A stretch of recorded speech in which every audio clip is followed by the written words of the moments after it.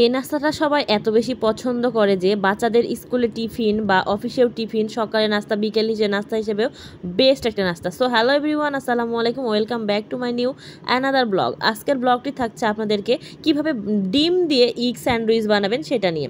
তো চলুন ভিডিওটা শুরু করা যাক। আমি কিন্তু প্রথমে মানে ডিম আর কি পেঁয়াজ, মানে ডিম ভাজি করার জন্য যে উপকরণটা লাগে ডিম ভাজার জন্য, সেই উপকরণটা সুন্দরভাবে প্যানের উপরে দিয়ে দিয়েছি তেলটা গরম করে। আসলে তখন আমার ক্লিপ নেওয়া হয় নাই, তাই সরাসরি আমি ভিডিওতে চলে আসলাম। তো দেখেন আমি কিন্তু প্যানের উপরে ডিম দেওয়ার পরে সুন্দরভাবে এখন ডিমটা একটু হালকা সিদ্ধ হয়ে আসতেই 5 সেকেন্ডের পরেই কিন্তু আমি এখানে সুন্দরভাবে স্যান্ডউইচটা দিয়ে দিচ্ছি।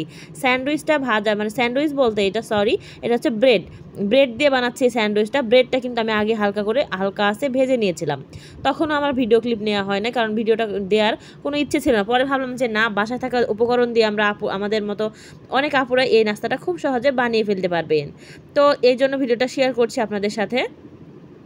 তো দেখেন আমি কিন্তু ব্রেডগুলো দিয়ে দেওয়ার পরে একটু পরে আবার কিন্তু অবশিষ্ট কিছু ডিম মানে সেটাও কিন্তু আমি এর মধ্যে দিয়ে দিয়েছি।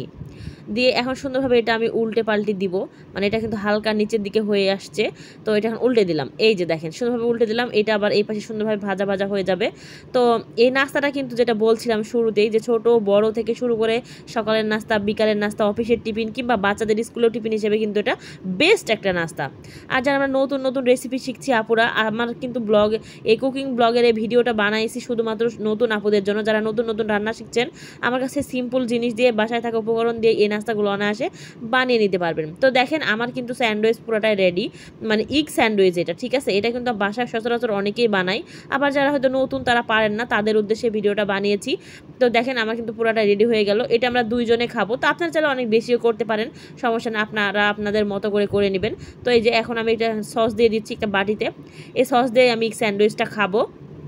আর আমি ইগ স্যান্ডউইচটা বানিয়েছি 2টা ডিম দিয়ে, আপনারা চাইলে বেশি ডিমও দিতে পারেন, কোনো সমস্যা নেই। তো যে যেমন পরিমাণ বুঝে দিবেন আর কি বানাবেন, এই হলো কথা। তো ডিমের পরিমাণটা অনেকে হয়তো জিজ্ঞাসা করতে পারেন, এই জন্য ক্লিয়ার করে দিলাম। তো আমি এখানে সস নিয়ে নিলাম, এটা দিয়ে আজকে আমি সকালের নাস্তাটা সেরে ফেলবো।